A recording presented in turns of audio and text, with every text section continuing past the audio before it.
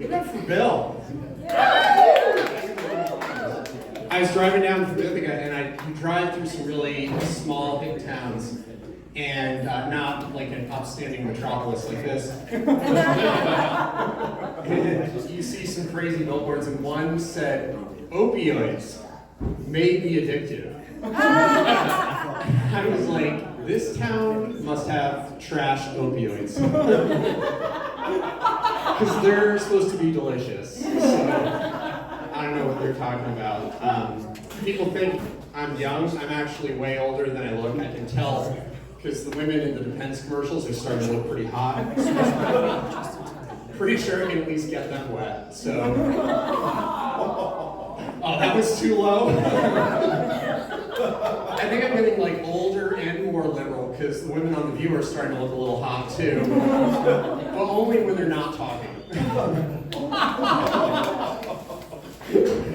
Oh God, it's great. Now, Trump, I don't know if you know, Trump just celebrated Liberation Day on April 2nd. Yeah, I had no idea my 401k was so oppressed. It's way more liberated now. It's like 3/5 liberated. Somebody that knows American history. You're either like a history teacher or not American. If you understood that, shout out. So you were talking about truck nuts. I never understood truck nuts. Because nobody that I know, like not even chicks or the gayest dude, are into nuts. Nobody's ever gone home and called a friend and be like, yo, he has the hottest nuts. Nobody's ever said that. So that's why I bought a truck cock.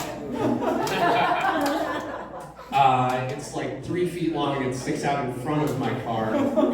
It works really well. I'm never allowed to drive my kids to school again. It saves me a lot of time. It's great. It filters down the dates a lot, too. I grew up in the 1980s, in the 1980s. All right. Yeah. You're the survivors. Dude, kids now, they don't know. Like, things were tough in the 80s. Life was hard. There was no internet. You couldn't just go look up whatever you didn't understand and get the answer, right? Like, you would hear stuff at school. You'd hear terms and things that you knew were important, but you didn't understand, like a BJ. And you didn't want to be the dumb kid that didn't know what it meant and like ask your friends and be a loser, right? So then you'd like listen around, like try to get clues, and you're like, oh, it stands for blowjob. I don't know what that means either. If we're being honest about the words blowjob, I don't think it adequately describes the task. And then if you're really desperate, you could go, you knew you weren't supposed to do this, but you could go home and you could ask your parents, which wasn't a good idea either, because my mom was an ex-nun, so she didn't know what a blowjob was either. She told me to ask the altar boys. So. That worked. And it was hard too. My mom, she had this secret power that moms in the 1980s had. They would walk in at the most inappropriate moment of any TV show, right? And even if it was like a super innocent show, it'd be like the Brady Bunch. And like Marsha Brady would be going to the beach and she'd be wearing a bikini, like, ooh. And my mom would walk in and she'd be like, what's this trash you're watching? And I was like, dude, Mom, it's like innocent. She's just like going to the beach. And then she'd be like, then why are your pants off? Like, that's correlation, not causation. Because I was smart.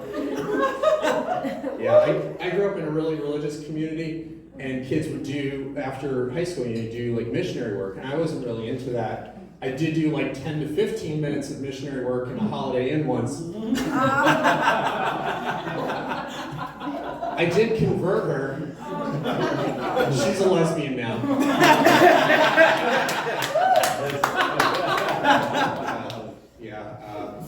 So speaking of my ex-wife,